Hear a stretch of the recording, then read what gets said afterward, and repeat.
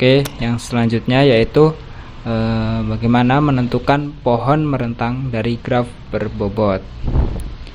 Di sini contohnya yaitu ada jalur antara beberapa kota di Provinsi Lampung. Di sini titik A mewakili kota Bumi, titik B mewakili Terbanggi Besar, kemudian titik C mewakili Metro, kemudian titik D mewakili Bandar Lampung, kemudian ada titik E di sini mewakili Bakauni, kemudian ada yang terakhir yaitu titik F mewakili Mesuji. Nah, untuk step-stepnya atau pertanyaannya di sini yang pertama yaitu menentukan jarak antar kota, itu bisa dicari di Google Map. Kemudian yang kedua yaitu membuat pohon merentang minimum menggunakan algoritma prim atau Kruskal. Kemudian yang ketiga yaitu menghitung berapa total jarak atau yang paling minimal yang bisa ditempuh agar semua kota dapat dilalui sebanyak satu kali saja. Untuk yang pertama yaitu menentukan jarak antar kota. Di sini saya menggunakan Google Map dan mendapatkan data sebagai berikut, yaitu kota Bumi ke Terbanggi Besar atau titik A ke B itu 52 km. Kemudian kota Bumi ke Mesuji atau titik A ke F itu 150 km.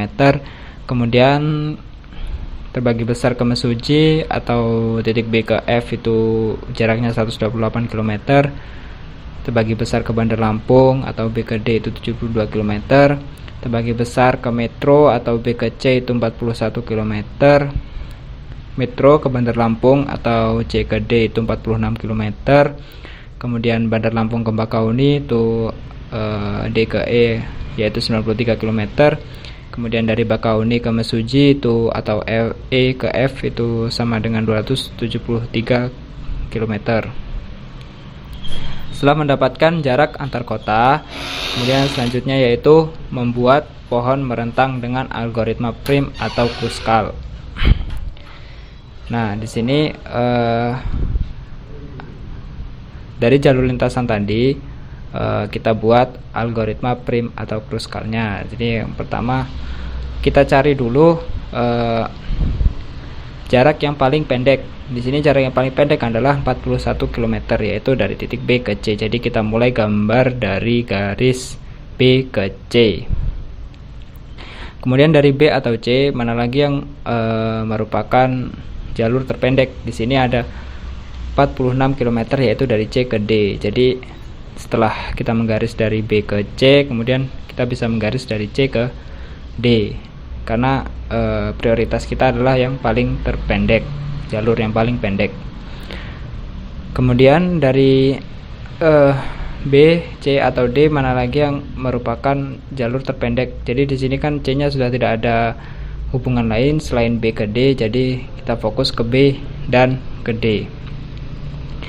B di sini jalur yang terpendek ada B ke A yaitu 52 km. Jadi kita bisa garis yang paling pendek dari B ke A yaitu 52 km. Untuk selalu diingat jangan sampai kita jika menggaris maka itu akan membentuk sebuah sirkuit gitu atau seperti melingkar. Sirkuit saling terhubung bisa saling terkait seperti itu. Terkaitnya memutar seperti itu. Kemudian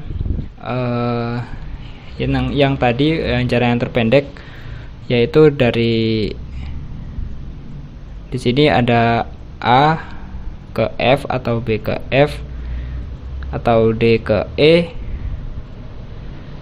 Jadi yang paling pendek di sini adalah dari B ke F. Nah, dari B ke F. Jadi kita tarik garis saja B ke F yaitu 128 km. Dibandingkan dengan A ke F yaitu yang jaraknya 150 km, tentu B dan F memiliki jarak yang lebih pendek.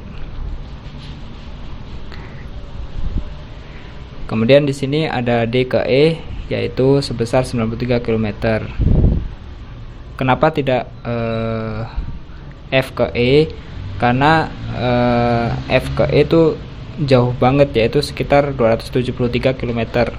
Itu tentu jika ada yang jalur yang lebih pendek, kita pilih terlebih dahulu yang lebih pendek tersebut. Jadi gambarnya maka hasilnya akan menjadi seperti gambar yang di samping seperti ini. Ini adalah setelah menggunakan algoritma prim atau Kruskal. Jadi ini adalah bentuk pohonnya, bentuk pohon merentang setelah menggunakan algoritma prim atau Kruskal. Lalu yang selanjutnya yaitu menghitung total jarak minimal yang bisa ditempuh agar semua kota dapat dilalui sebanyak satu kali saja. Jadi rutenya ada Mesuji, Kota Bumi, Tebanggi Besar, Metro, Bandar Lampung, dan Bakauni.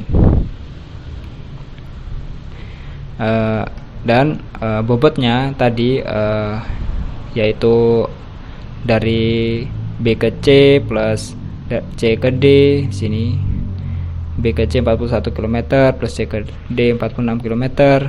Jadi semuanya bobot-bobotnya tadi ditambah, itu ada 150 plus 52 plus 41 46 tambah 93. Jadi hasilnya total jarak minimal yang dapat dilalui sebanyak satu kali saja adalah 382 km.